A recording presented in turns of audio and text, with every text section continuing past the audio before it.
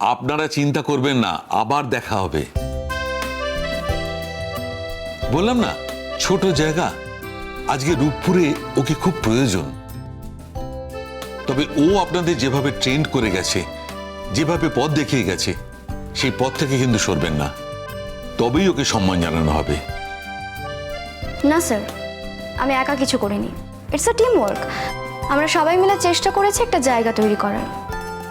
First day যখন এখানে এসেছিলাম অনেক ডিস্টারবেন্স ছিল, এখানে এসেই দেখলাম অ্যান্টি সোশ্যালদের সবাই ভয় পায়, বাট এটা তো হওয়ার কথা নয়, উল্টোটা হওয়ার কথা। অ্যান্টি সোশ্যালরা আমাদের সবাইকে ভয় পাবে। আমরা সেই চেষ্টাই করেছি আর আশা করি আমরা সাকসেসফুল হতে পেরেছি। এর পরের স্টেপটা হচ্ছে ওদেরকে নির্মূল করা। আমরা অনেককে নির্মূল করে জায়গাটা পরিষ্কার করতে পেরেছি, এখনও কয়েকজন আছে। আর আমি জানি আমার অফিসাররা যারা আছেন তারা খুব ভালোভাবেই বাকি কাজটুকু করতে পারবেন। আমি আর একটা কথা বলতে চাই আপনাদের সকলের সামনে।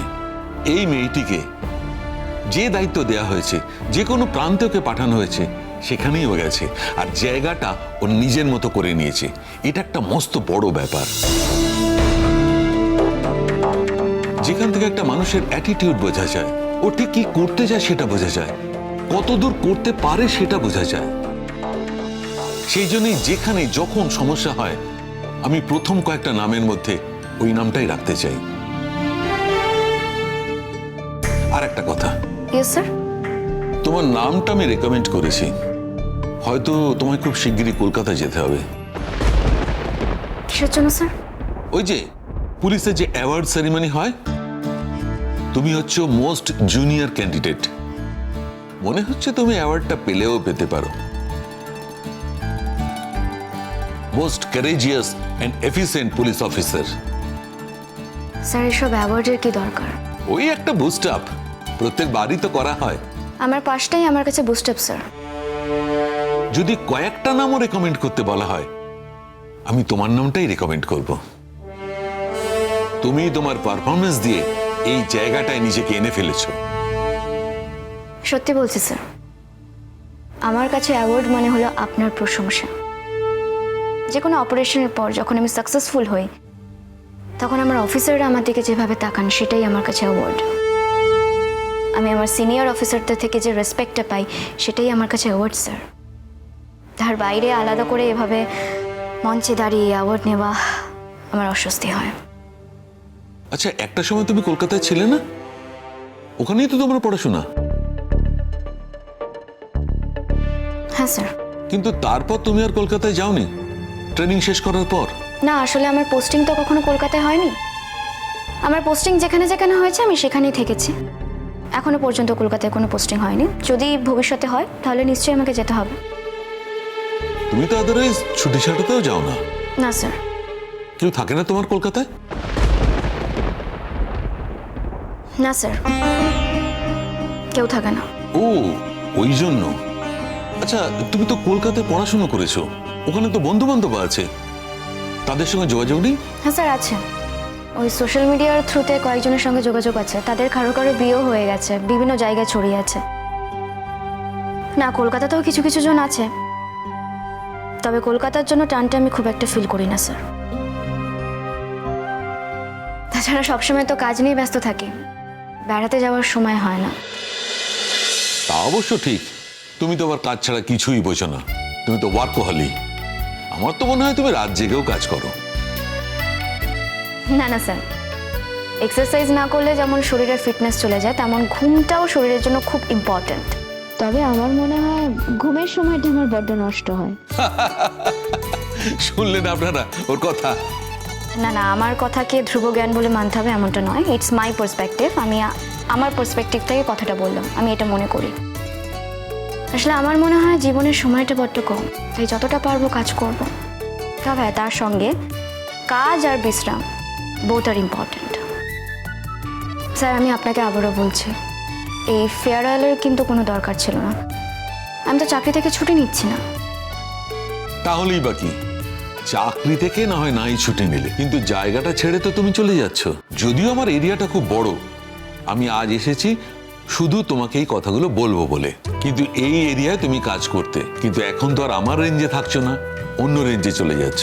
আপনাকে খুব মিস করবো স্যার। তোমাকেও আমি খুব মিস করব। ইনফ্যাক্ট আমরা সবাই খুব মিস করব। এটাই তো আমার সব থেকে বড় পাওনা স্যার, আর কিছু দরকার ছিল না।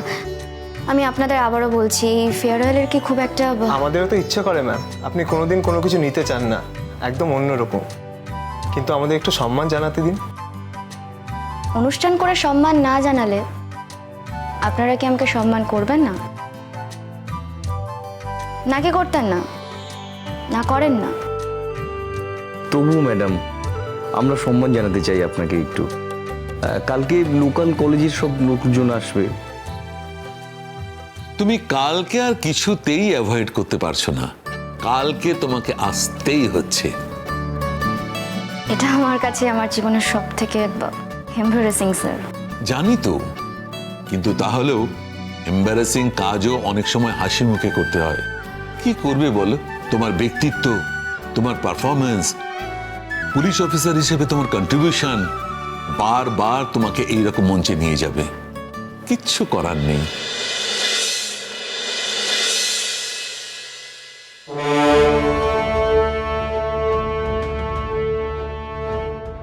Good morning. Good morning. Good morning, sir. Have a seat. Thank you, sir. Thank you.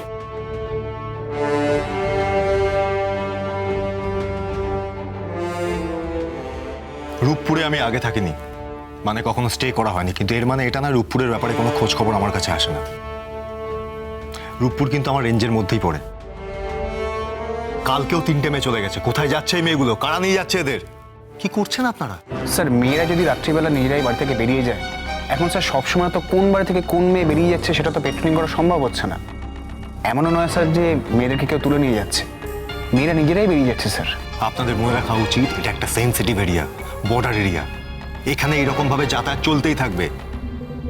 Patrolling বাড়িয়ে দিন আরো। স্যার আমরা পেট্রোলিং 24 আওয়ার্স করি, এখানে তো কোনো ডিমার্কেশন নেই, তাই কিভাবে কোন ফাঁক দিয়ে একজনের বাড়ির ভিতর দিক দিয়ে আরেকজন কিভাবে চলে আসছে এটা আটকানো খুবই মুশকিল স্যার। বিশেষ করে জিওগ্রাফিক্যালি আটকানো তো খুবই মুশকিল। তবু আমরা চেষ্টা করছি আগের থেকে যাতে কমে যায় তার জন্য। কমেছে কি? কমেনি তো, উল্টে বেড়ে গেছে। আপনারা যদি এখন এই স্যাটিসফ্যাকশন নিয়ে বসে থাকেন যে কমে গেছে, তাহলে তো খুব মুশকিল। যখন মেয়েদের স্কুল ছুটি হচ্ছে তখনই আপনাদের লক্ষ্য রাখা উচিত। আপনারা কি স্কুলের টিচারদের সঙ্গে কোনো মিটিং করেছেন? হ্যাঁ স্যার, অ্যাকচুয়ালি টিচারদের সঙ্গে প্রায় প্রত্যেক মাসেই মিটিং করা হয়। ইনফ্যাক্ট কোনো মেয়ে যদি স্কুল ছুটির পরে কোনো বিপদ আপদে পড়ে তখন টিচারদের যাওয়ার কথা, তারা কি সবসময় যায় স্যার? অন্যের ঘাড়ে দোষটা চাপানো বন্ধ করুন। আমি রূপপুরে আগে কখনো থাকিনি, কিন্তু এর মানে এটা নয় যে আমি রূপপুরে সম্পর্কে কিছুই জানি না। আমি যখন বুঝতে পারলাম যে বাইরে থেকে কাজ করাটা আমার জন্য ডিফিকাল্ট হয়ে যাচ্ছে, তাই আমাকে বাধ্য হয়ে আজকে এখানে আসতে হয়েছে। স্যার এটা আমাদের পক্ষে খুবই লজ্জাজনক, আমরা পারছি না বলে আপনাকে এখানে আসতে হচ্ছে, কিন্তু স্যার আমরা খুবই চেষ্টা করেছি। আপনাদের এখানকার এসপি তো বদলি হয়ে যাচ্ছে। অন্য একজন এসপি আসছেন স্যার, যদিও আমরা জানতে পারিনি যে কে আসছেন। আমি নিজেও এখনো জানি না যে বদলি হয়ে কোন এসপি এখানে আসছে, কিন্তু যেই আসুক না কেন তাকে অনেক বেশি এফিশিয়েন্ট হতে হবে, অনেক বেশি দায়িত্ব নিয়ে এখানকার কাজকর্ম সামলাতে হবে। মাথায় রাখতে হবে একটা জেলা কিন্তু এসপি চালায়, তার মানে এসপিকে অতটাই এফিশিয়েন্ট হতে হবে। কিছু অসুবিধা হলে আমি তো আছি, কিন্তু প্রতিনিয়ত যে ঘটনাগুলো ঘটছে সেগুলোও কিন্তু এসপিকেই সামলাতে হবে। আর আমি এটাই চাইবো আপনারা নিশ্চয়ই সবাই মিলে এসপিকে হেল্প করবেন। স্যার 100 বার হেল্প করব। স্যার শুনতে পাচ্ছি একজন মহিলা এসপি আসছেন। একজন মহিলাকে কেন যে এই সেন্সিটিভ এরিয়াতে পাঠানো হচ্ছে আমি জানি না। না আমি বলছি না, কিংবা মহিলা বলে আমি কোনোভাবে ডিসক্রিমিনেটও করছি না, কিন্তু তাও কিছু তো লিমিটেশন থাকে কাজের জায়গায় মহিলাদের। সেই জন্যই ভাবছিলাম কিভাবে কি হবে। শুধুমাত্র নারী পাচার তো নয়, এছাড়াও আরও অনেক রকমের খারাপ কাজ এখানে হচ্ছে, আপনারা সবটাই জানেন। আমার শুধু অন্য জায়গাতেই ভয় যে যারাই এটা করছে তারা যদি এটাকে পার্সোনাল অ্যাটাক হিসাবে নিয়ে নেয় এবং তারপরে যদি রিভেঞ্জ নেওয়ার চেষ্টা করে, তাহলে ব্যাপারটা ঠিক কোন জায়গায় যাবে। আমার মনে হয় আমাদের আগে থেকে নিজেদেরকে এমনভাবে রেডি রাখা উচিত যাতে এরকম কোনো সিচুয়েশন তৈরি হলে আমরা সেটা প্রোটেক্ট করতে পারি। স্যার আমরা খুবই হেল্প করব, যিনি আসবেন তাকেই। হ্যাঁ অবশ্যই, হেল্প তো আপনারাই করবেন, তবে আমি একটা গাইডলাইন অবশ্যই দেবো। আমি চাইবো আপনারা যেন সেটা ফলো করেন। হ্যাঁ স্যার অবশ্যই, এক কথায় স্যার অবশ্যই আমরা সমস্যাটাকে 2-3 মাসের মধ্যে ডেডিকেট করতে পারবো।